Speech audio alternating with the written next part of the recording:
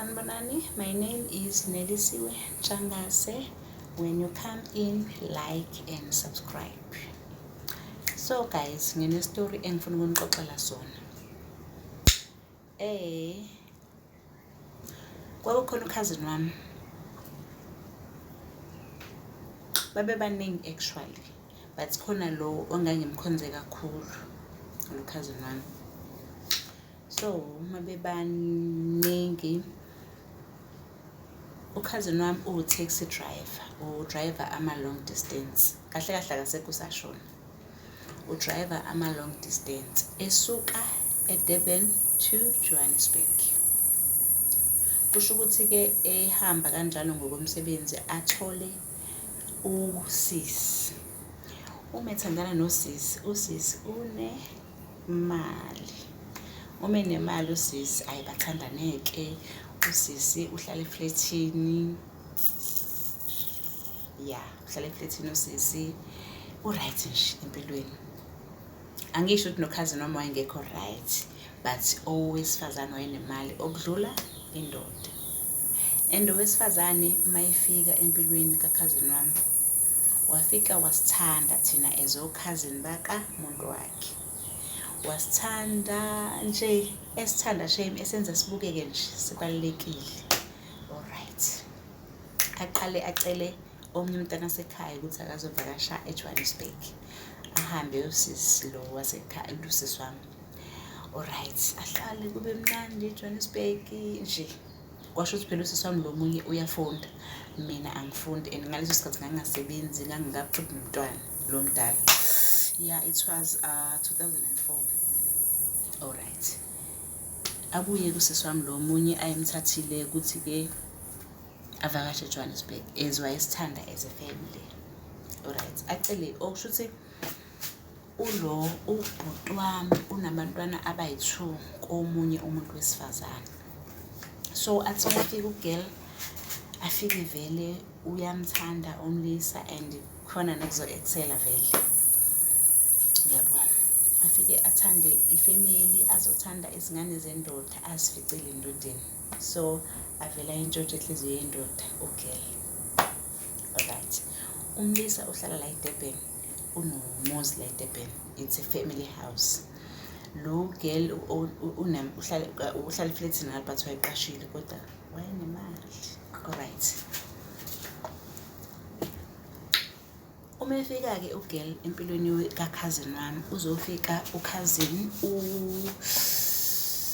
uMaskidi bayancenza shame. Uzofika empilweni kaGuy, uGuy uney'ngane eziwu-2 and bahlukene noma wey'ngane. Alright. Bathandane kube kuhle, adecide ukuthatha iy'ngane lo wesifazane ayohlala nazo ngale eJohannesburg. Uzoyifundisa ecreche nje, azenzele yonke into ezifunayo yabo. Alright, kube kuhle. Ebese ethi-ke uSikoni ucabanga ukuthatha mina ngiyohlala eJohannesburg. Uma ngifika eJohannesburg, so ngizonakekela lezi ngane ka-cousin wami and uzongibona ngamasenti. Ngangasona isisebenzi but wayezongisiza as a family member. Yebo leyo nto. Wayengangithathisi ukwesebenza but wathi ngicela uzongisiza aunty, ngizokubona ngalapha. Yabo. Alright. Ngihlale eJohannesburg. Uyavuka ekuseni uye emsebenzini ugirl. So mina ngivuka ngilungiselela iy'ngane ziya ecreche. Ngizilande isikhathi sokumele sizilande ngazo yena usemsebenzini, ngithi impilo right, yonke into i-top. Ifridge ihlezi elitheni. Nje kwaku-right shame afuqamba amanga, siphathene kahle, kumnandi. Every weekend ethi sasigibela sisuka eJohannesburg size ngala cousin wami. Uma kuyi-weekend yokuthi siza eJohannesburg sonke as a family, ngizohamba nami ney'ngane. Asithathe ekuseni sihambe siyogibela ama-taxi e-rank sisuka eJohannesburg siya eDurban, and uzosipha nemali yokukhera yabo. Sifike lapha yamentos i-PPP, sifika nje yabo makuthiwa nje kuthatha i-break, sihamba sema yabo siyahla siba right, singene etekisini, sifike iteksi ebheke eDurban. And-ke manje sekuyasho phela ukuthi unemalungelo, uzongitshela ukuthi anti ngifuna ufike laphayana ukline, phela yena ngithi uzofika late, so ufuna ukufika nje yonke into isi-right endlini sizogona nje umuntu wakhe. So nami iyobona umuntu uzotshela umuntu onemali wenza yonke into, ufike ade ukline upheke, so mina ngizogibela late, yabo mase iphuma emsebenzini. Hayi kube mnandi nje, yabo kumnandi. Ngenye weekend uzohamba yedwa ashiye thina siyasala la efletini nje, kokumnandi engekho into yabo. Alright, kuthi ngelinye ilanga ngingala eDurban. Uma ngingala eDurban asihlali nokhazini wami, angithi ukhazini, mina nginekhaya lakithi, ukhazini lozalo auntie. So afona ngelilanga, Mzala ngiyahamba ebusuku, kusho lo wesilisa ukhazini wami, ngiyahamba ebusuku, ngicela ukuthi uze uzolala la, ngiyanqena ukushiya indlu yodwa. Hayi anginenkinga phela, vele siyazwana nokhazini, right ukhazini. Okay, ngihambe ngifike sihlalele nje nomzala, umzala adane yishayela nje yabo into zakhe, ngamnaki phela ubhuti wami ngithi. Kushuthi umzala une-tax, netex, angazi kwakukanjani phakathi kwakhe nomuntu wakhe, ungathi kwangeyabo bobabili, but lokho sakuthola engasekho ukuthi kahle yathina sasazi ukuthi eyalo wakithi, but uthe mesishonile sathola ukuthi ngathi itex bengalo wesifazane.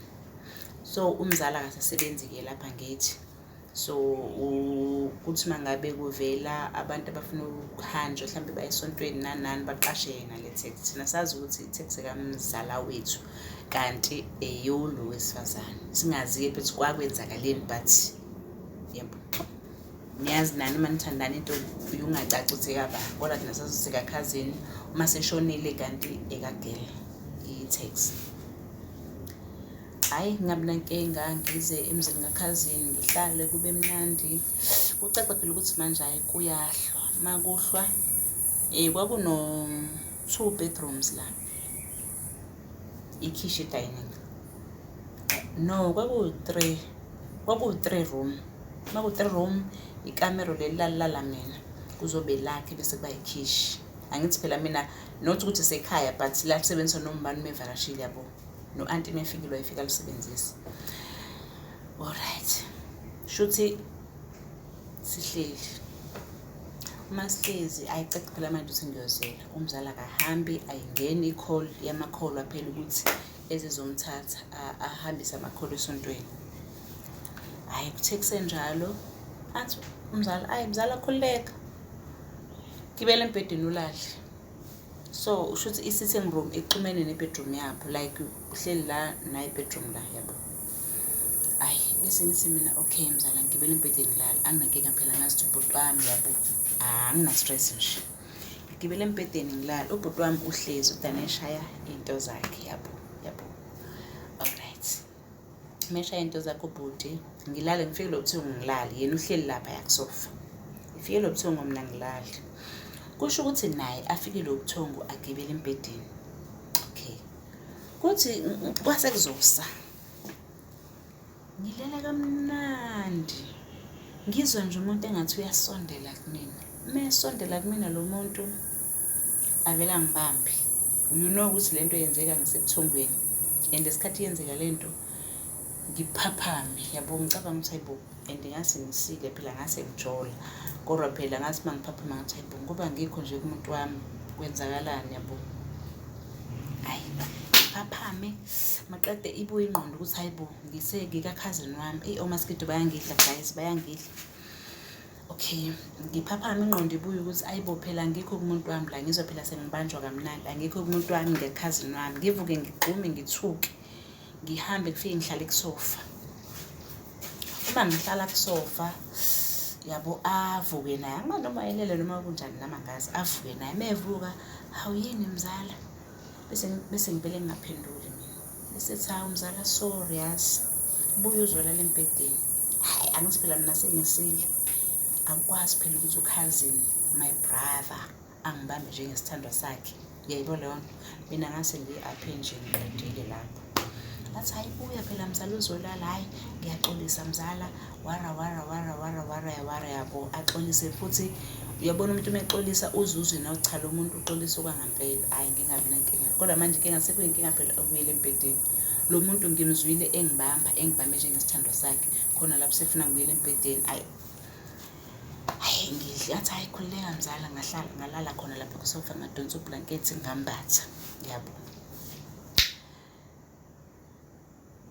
Kuze kube manje ngisayibuza ukuthi kahle kahle leya nto yayenzeka laphaya wayevele eyihlosile na, noma ngoba kuthe before ngilale wathi mzala labantu abasafoni-ke manje bathe ngizobalanda ngo-10 manje kuthulekile. Hhayi nami nganaki phela yabo ngithi hhayi amakholwa asazomfonela yabo.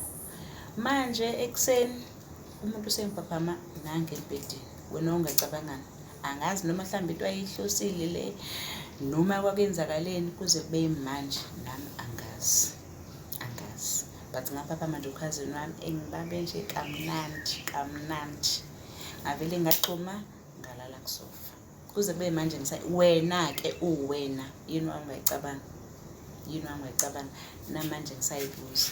Bathi-ke akasekho-ke emhlabeni usewashona. And leyo nto kwakunzima nanokuthi ngiyixoxe akekho wayengangibhiliva, so ngathula nje kanjalo. Injalo-ke indaba. Alright, thando zami, ngiyanithanda, ngizonibona kwividiyo